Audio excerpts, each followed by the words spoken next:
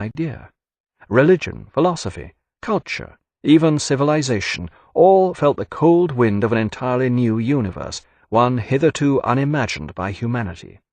The exalted species of Homo sapiens, God's favourite, the purpose of all creation, was suddenly reduced to an accidental product of evolutionary development. Very little would survive this hit-and-miss idea intact. Science, too, was forced to embark upon a profound re-examination of its foundations.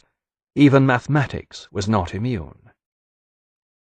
Perhaps the most poetically profound and satisfying philosophical conception of mathematics had been produced by the Arabs around the 8th century. In this view, to understand mathematics was to understand the mind of God. Almost 1,000 years later, Newton, too, believed this. The absence of a God at work in the world of evolution implied that the same was true of mathematics. But if so, where did mathematics actually exist? Did it exist in the world, or only in the minds of mathematicians? Was it our way of seeing the world, our imposition upon the undifferentiated flow of our experience? Or was 2 + 2 = 4 true, even when there were no minds to conceive of this? In what sense could mathematics be true when there was no such thing as numbers? Were mathematical truths somehow out there, waiting to be discovered, or did we construct them from basic axioms and definitions for which we ourselves were wholly responsible? Philosophers of mathematics are still arguing over this.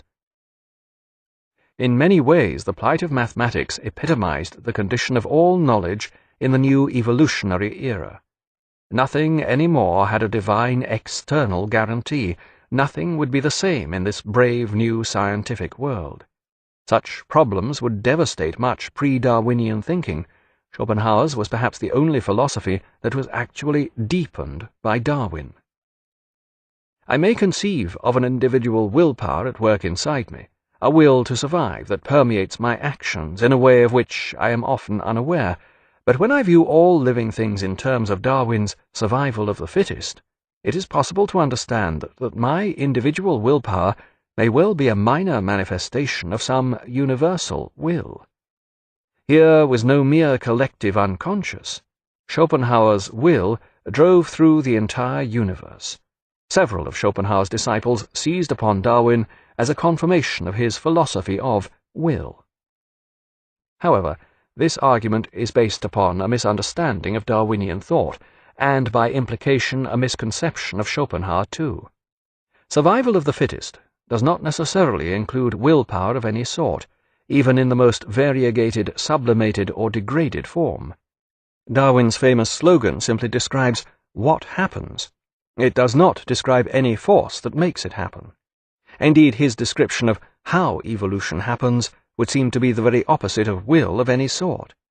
Darwin saw adaptation as the means of survival, blending in, adaptation to circumstance, giving way, bending to the wind, rather than assertion, domination, conspicuousness, have arguably proved the most effective evolutionary methods.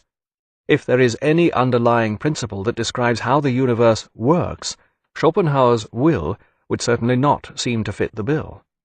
Except in one vital aspect, namely the ultimate indifference to humanity with which the universe operates. And in this, Schopenhauer was confirmed by Darwin. Schopenhauer saw this indifference as evil because it destroyed human good, operating as it did without regard for human morality. This will was certainly cold, unfeeling, inhuman, etc., but it was at bottom a morally neutral force. Good and evil, motive and action, belonged in the physical world, as Schopenhauer argued. His frequent stigmatization of the will as evil essentially contradicted his own argument. Schopenhauer was aware of this inconsistency, and suggested that the will was evil only insofar as it appeared as such to us. As Schopenhauer emphasizes, the only way we can know the will is through our inner apprehension of its role in our own lives. But if we can only know this will by introspection, then strictly speaking we cannot be said to know its central supporting or driving role in the world of phenomena. We are aware of only one tiny aspect of the will amidst an all-encompassing world of phenomena. This is essentially solipsism, the situation where I alone exist. Nothing else is real but my inner awareness of the will and my experience of phenomena. All philosophies have faced the difficulty of solipsism, a cul-de-sac out of which it is all but impossible to argue. In the most rigid sense, there is no escape from this lonely situation. Schopenhauer's philosophy also falls foul of such strictures, but his argument has its persuasive force nonetheless. I may not be able to prove that others have their own independent existence and element of will, or that they experience the world much as I do, but I can infer it. My experience, and the consistency of what appear to be their reactions to me, lead me to believe that I am encountering other beings like myself. With mental persistence, we can reduce ourselves to a state of solipsism, the scrupulously limited condition of the Beckett hero. This can prove both revealing and philosophically fruitful. How little we know for certain of the world and our life in it. But the habits of common sense soon return us to the so-called sane world of our fellow human beings. So far, so good. But Schopenhauer extends this inference from our introspection of will to the all-pervasive will. As we have seen, notions such as the unconscious mind and evolution lend some weight to this argument. But such notions were not available to Schopenhauer when he created his philosophy. As a result, his limited, strictly philosophical argument is less convincing. Here, it appears, the exceptional prescience of his understanding outstripped his ability to explain what he felt to be true.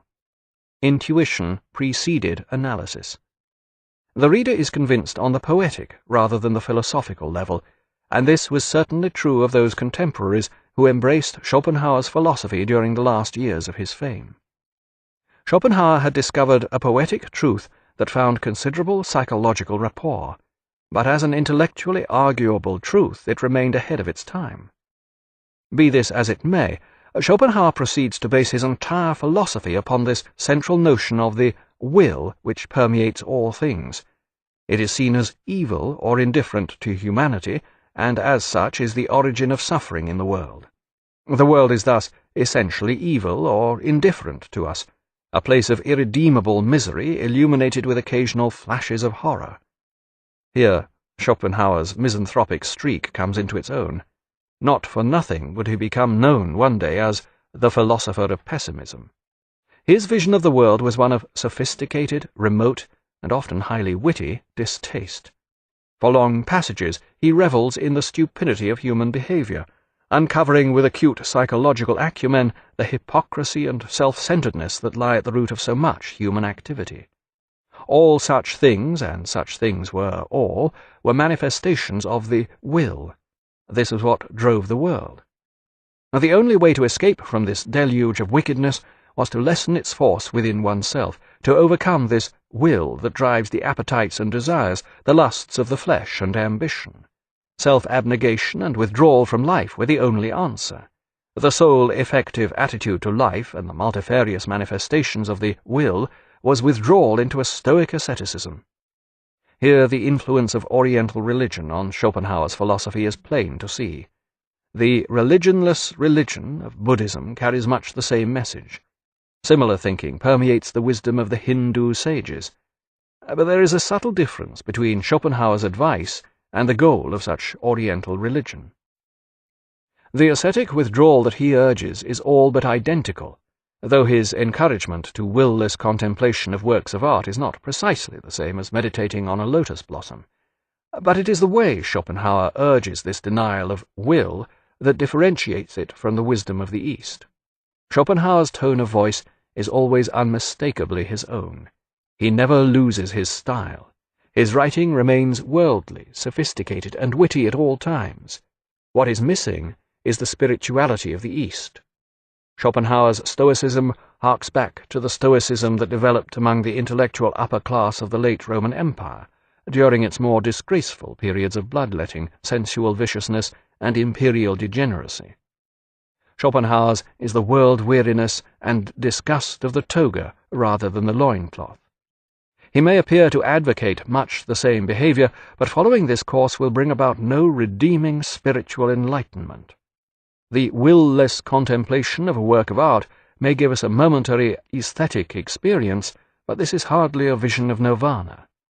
We must withdraw from the hideous manifestation of the will for the sake of self-preservation, which is at the same time a form of self-destruction. Our only reward is the meagre understanding that the will is utterly evil and functions as a nasty joke at our expense. The end product Schopenhauer often seems to have in mind is an austere gentleman who frequents the art galleries, rather than a skeletal mystic.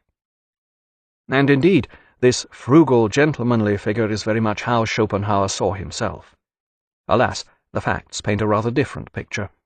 Throughout his life, Schopenhauer lived in bourgeois comfort, denying himself few of the normal accoutrements of such a well-heeled, leisurely existence. His suits were hand-tailored from the finest materials, he ate in restaurants, and he enjoyed the company of good-looking young women. Not for one moment did he contemplate giving up his private income for any saintly existence without a housekeeper. He continued to have love affairs of a most unexalted nature, and he enjoyed eating large meals. As he once replied to an inquisitive dining companion, "Sir, true, I eat 3 times as much as you, but I have 3 times as much brains as you." Yet he did find time to submit himself to regular bouts of will-less, aesthetic appreciation. He was keen on literature, going to concerts and art galleries, and often visited the theatre, and not just to pick up chorus girls.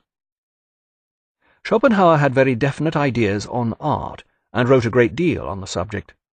In his view, the highest form of art was music, which descended through poetry to its lowest form in architecture.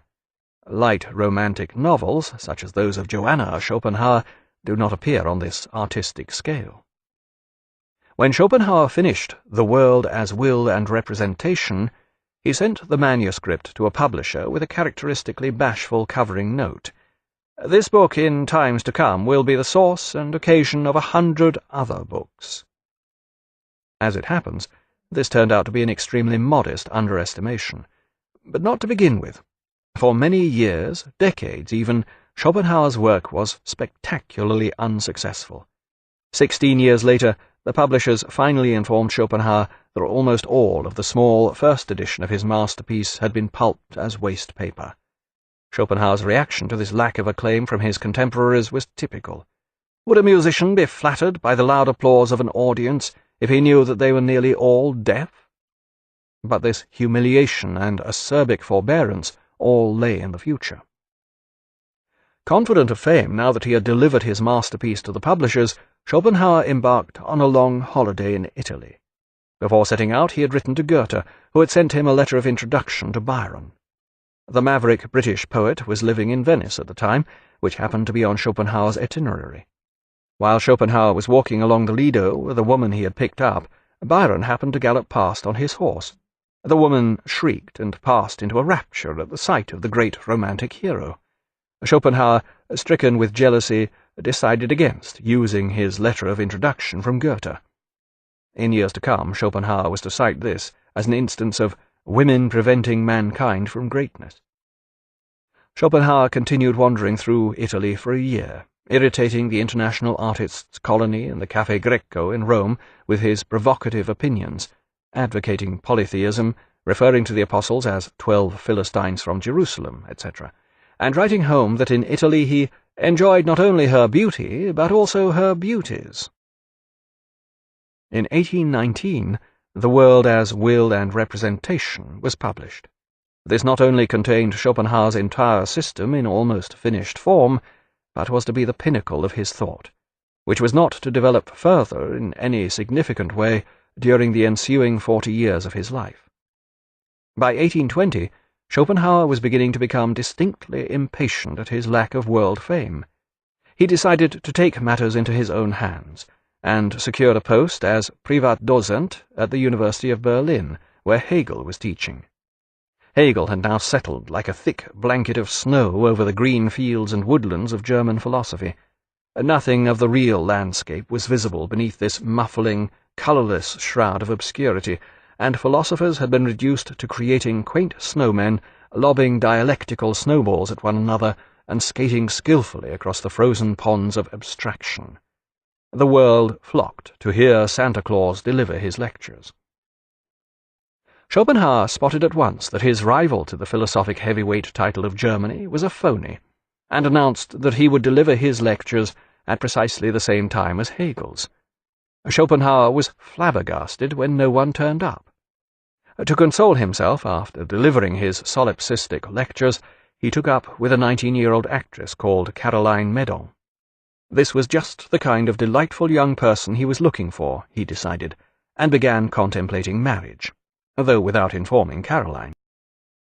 On the undifferentiated flow of our experience, or was 2 + 2 = 4 true even when there were no minds to conceive of this? In what sense could mathematics be true when there was no such thing as numbers?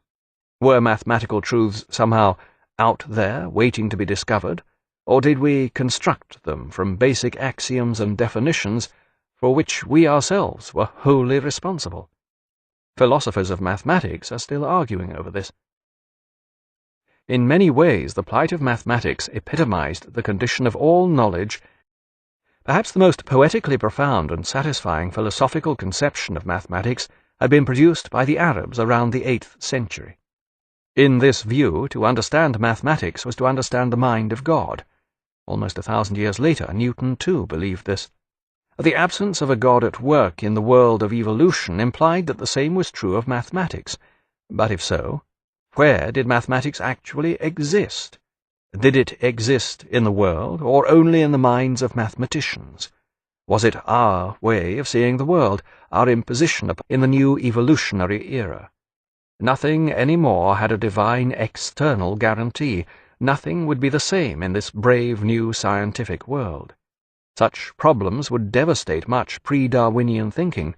Schopenhauer's was perhaps the only philosophy that was actually deepened by Darwin.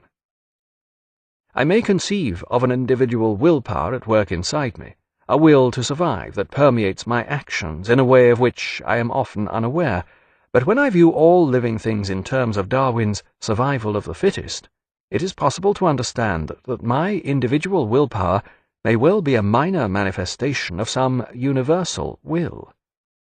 Here was no mere collective unconscious.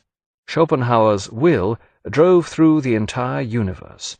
Several of Schopenhauer's disciples seized upon Darwin as a confirmation of his philosophy of will. However, this argument is based upon a misunderstanding of Darwinian thought, and by implication a misconception of Schopenhauer too. Survival of the fittest does not necessarily include willpower of any idea. Religion, philosophy, culture, even civilization, all felt the cold wind of an entirely new universe, one hitherto unimagined by humanity. The exalted species of Homo sapiens, God's favorite, the purpose of all creation, was suddenly reduced to an accidental product of evolutionary development. Very little would survive this hit-and-miss idea intact. Science, too, was forced to embark upon a profound re-examination of its foundations. Even mathematics was not immune.